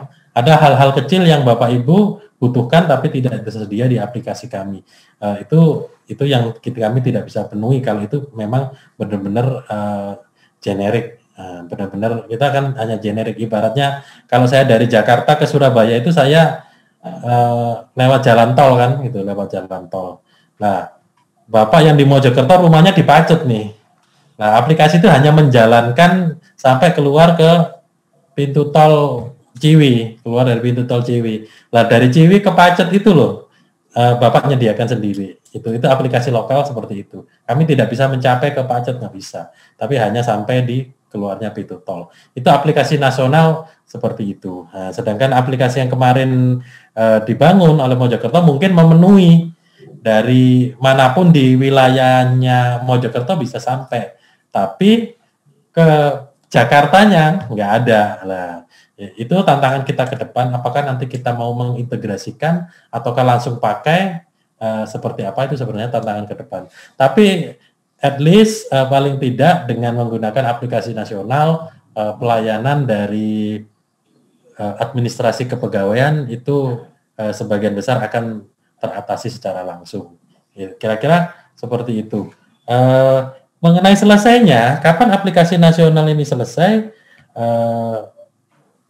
Kemarin kita prediksi, jadi ini kita kejar-kejaran juga, jadi mulai 1 April ditetapkan Permenpan 8 ini kita sudah langsung buat probi, saya dan Mbak Susan sudah berusaha untuk menerjemahkan dalam bentuk aplikasi. Probi sudah selesai, tinggal coding, dan coding pun juga udah 90%, cuma ada satu yang kita masih terhambat, yaitu mengenai security. Karena sifatnya nasional, keamanan dari aplikasi ini juga sangat penting, itu yang kita masih diuji oleh yang berwenang ke BSSN kalau nggak salah, namanya BSSN. Jadi untuk security itu, ketika itu sudah selesai, targetnya sih 20 Agustus ini sudah bisa diuji cobakan pilot project antara BKN Menpan, terus baru kita nasionalkan. Mudah-mudahan nggak sampai akhir tahun lah, Oktober itu sudah bisa dipakai. Itu yang bisa saya sampaikan. Kalau ada tambahan, Mbak Susan. Baik, memang yang disampaikan oleh Pak Samsul terkait aplikasi, kami memang sebetulnya dari segi proses bisnis aplikasi terkait sistem informasi kinerja sebetulnya sudah selesai, dan kami sedang berada di tahapan untuk penandatanganan BPMN atau bisnis proses oleh pimpinan-pimpinan kami. Nah, adapun memang terkait instansi yang ingin menggunakan aplikasinya sendiri, memang berdasarkan PP 30 dan Permenpan ini, Bapak Ibu sekalian, bahwa aplikasi tersebut perlu dicek terlebih dahulu oleh Menpan apakah NSPK-nya sudah sesuai dengan Permenpan 8. Nah, ketika itu sudah selesai, mungkin baru nanti tahapan selanjutnya ada pengecekan security dan lain sebagainya. Nah, tentunya masih ada proses-proses lain ketika aplikasi yang dikembangkan sendiri oleh instansi Bapak Ibu ingin diintegrasikan kepada sistem informasi kinerja, karena sistem informasi kinerja yang kami kembangkan ini, Bapak Ibu sekalian, sudah terintegrasi dengan data yang lain, sehingga data dari penilaian kinerja itu nanti akan mengalir, Bapak Ibu. Jadi akan mengalir untuk digunakan untuk kepentingan yang lain, misalkan untuk KP, untuk mutasi, untuk pensiun dan lain sebagainya, sehingga proses atau prosedur yang selama ini kita lakukan dengan nilai kinerja atau nilai SKP di instansi Bapak Ibu, ketika sudah ada nilai, lalu Bapak Ibu biasanya melakukan rekon SAPK melalui ELAPKIN. Nah, proses itu di-cut, jadi sudah tidak ada lagi, sehingga data tersebut mengalir, jadi sudah langsung mengalir saja ke penggunaan yang lain, termasuk untuk kompetensi juga. Nah, karena data tersebut mengalir, Bapak Ibu, sehingga aspek-aspek seperti security ini menjadi perhatian yang sangat besar bagi Kedeputian Sinka untuk mengintegrasikan aplikasi-aplikasi yang dikembangkan sendiri oleh instansi, karena tentunya Kedeputian Sinka BKN bertanggung jawab memastikan keamanan data seluruh PNS di Indonesia. Nah, kemudian terkait penggunaannya, betul tadi bisa digunakan berbagi pakai, dan servernya juga sudah disediakan oleh Kominfo, jadi di masing-masing instansi tidak perlu menyediakan server lagi.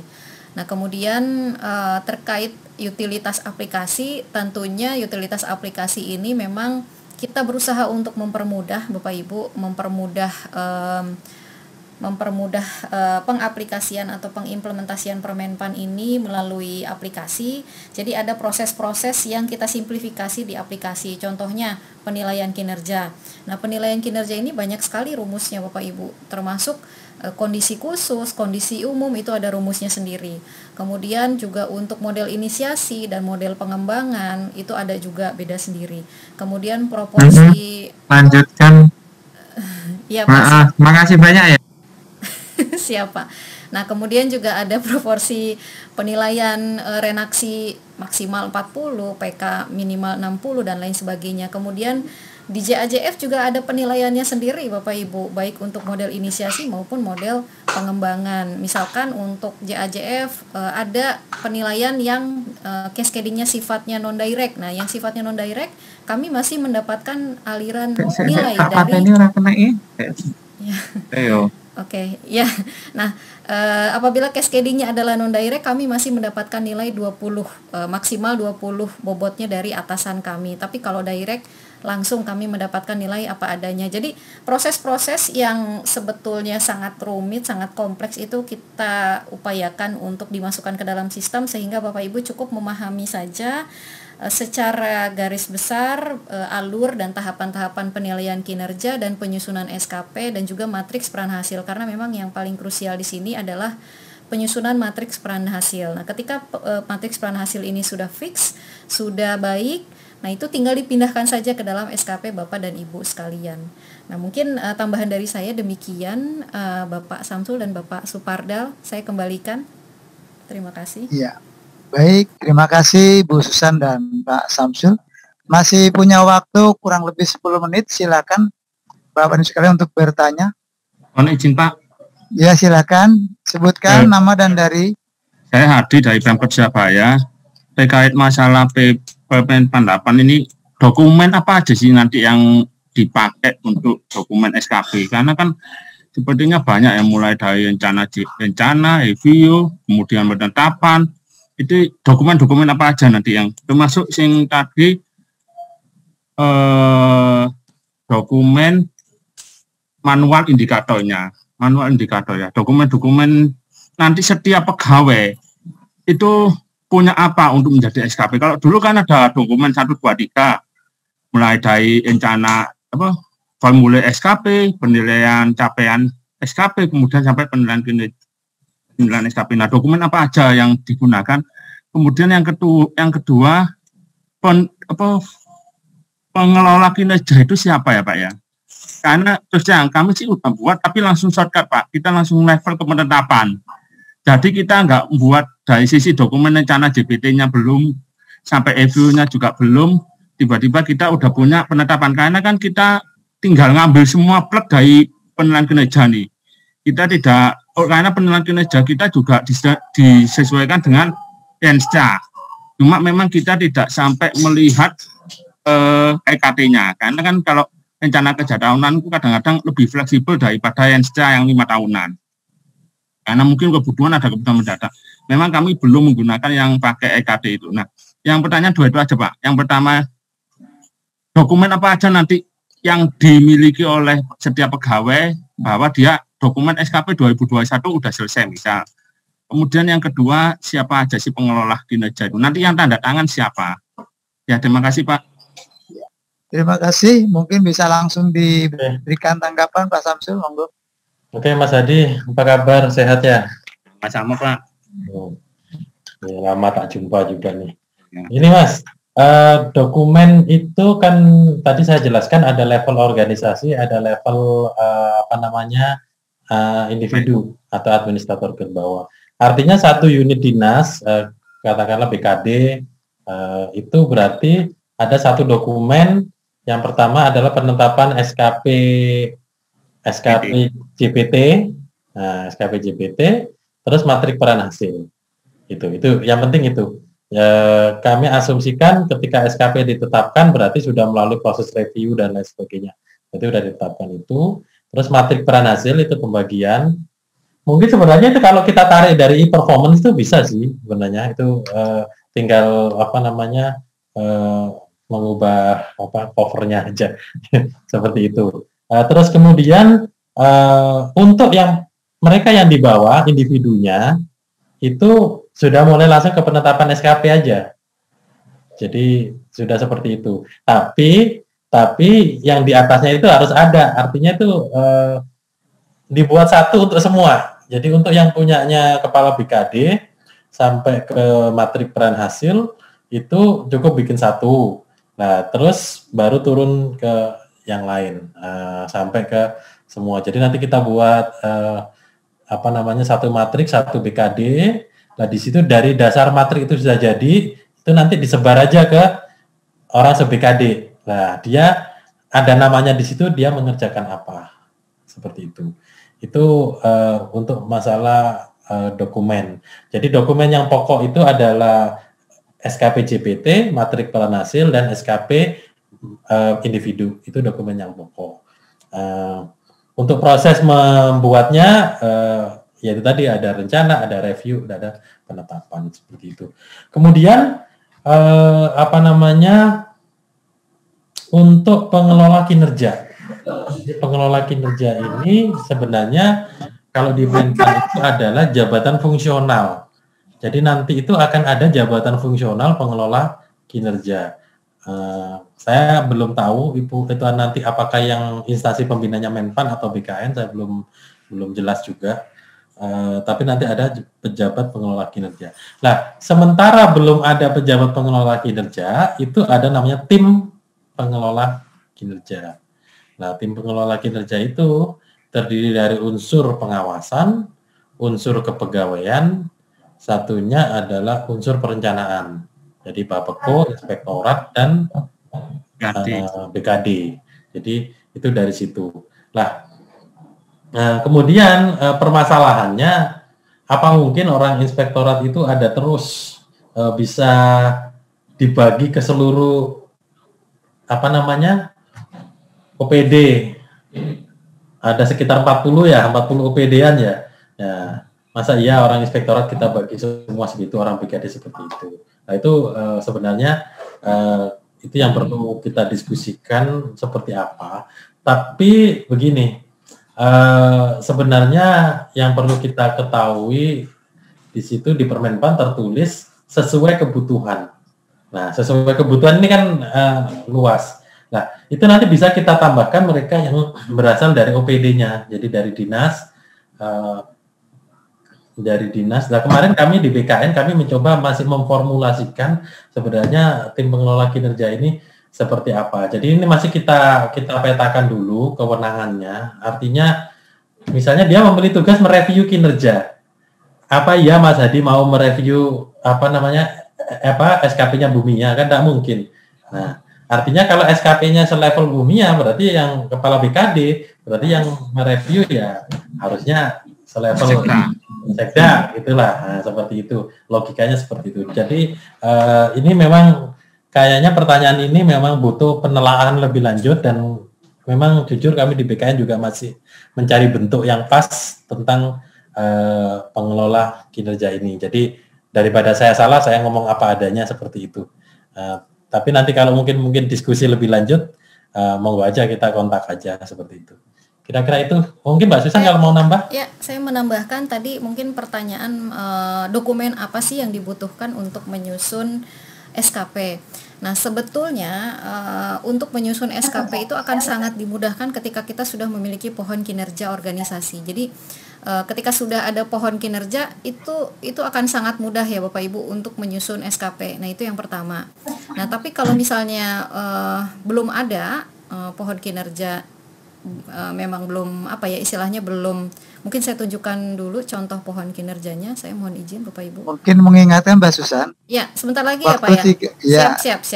Ya. Nah, ini pohon kinerja yang seperti ini kalau memang sudah ada, nah ini bisa tinggal dipindahkan saja ke matriks peran dan hasil di kotak-kotak ini ya Bapak Ibu ya. Tentunya kita lakukan penyesuaian dengan bahasa dan lain sebagainya. Nah, tapi kalau memang tidak ada dokumen pohon kinerjanya, nah itu juga bisa kita melihat dari Renstra, atau juga kita juga bisa memperhatikan dari SOTK, dan juga tentunya dari PK ya, PK JPT Pratama, dan dari RKKL atau POK atau DPA ya, untuk menyusun strategi-strategi yang dimasukkan ke dalam matriks peran dan hasil. Nah, itu dokumen-dokumen yang harus atau mungkin perlu disediakan untuk menyusun SKP JPT Pratamanya. Namun kalau untuk yang ke bawah-bawahnya mungkin dari matriks peran dan hasil, nah itu yang sudah bisa dijadikan pegangan untuk menyusun SKP. Tapi kalau untuk JPT Pratamanya memang banyak yang harus disediakan, mulai dari Renstra, pohon kinerja, dan lain sebagainya. Mungkin terkait penyusunan SKP, dokumen-dokumennya demikian. Tapi mungkin Pak Samsul, kalau pertanyaannya terkait kalau untuk KP, dokumen mana yang harus disediakan? Nah, mungkin yang perlu ditegaskan mungkin. Ya, jadi untuk KP itu kan sebenarnya kan kita masih mengacu ke PP 12 ya. Jadi di situ adalah dipersyaratkan SKP bernilai penilaian penilaian hasil kerja ya, hasil kerja bernilai baik kan seperti Setiap unsur bernilai baik. setiap unsur bernilai baik. Masih hafal. Nah, seperti itu. Jadi kita nggak bisa mengintervensi itu, artinya berarti untuk KP sampai saat ini sebelum ada aturan yang baru, ya berarti ada penetapan kinerja dari awal. Jadi kalau mereka yang JPT ya JPT, tapi kalau mereka yang di bawah berarti JPT dan yang di bawahnya ada matriknya. Nah, sebagai apa dasar itu dicantolkan 3 tadi, SKP JPT, matrik dan SKP YPS. Terus penilaian nantinya, penilaian perilaku dan penilaian kinerja. Jadi tetap ada 3 lembar. Sementara itu dulu karena belum muncul regulasi yang ada. Tapi kalau nanti sesudah ini kan dipakainya baru tahun depan. Artinya kan kalau yang KP tahun ini kan masih pakai SKP yang lama. Nah, mulai April sama Oktober. Nah, tapi kalau di tengah perjalanan tiba-tiba muncul syaratnya bla bla bla 1, 2, 3 dan 4 ya kita ngikuti. Tapi untuk ngikuti regulasi saat ini cukup 3 lembar saja penilaian perencanaan, penilaian dan konfigurasi gabungan antara SKP dan perilaku. Kira-kira itu. Ya, terima kasih Pak Samsul. Waktu kita juga berjalan. Saya mohon maaf kalau semua pertanyaan belum bisa kami jawab dengan detail. Tentunya nanti bisa kita hubungan dengan Pak Samsul atau Mbak Susan terkait dengan pertanyaan-pertanyaan bisa diberikan lewat WA. Nah, untuk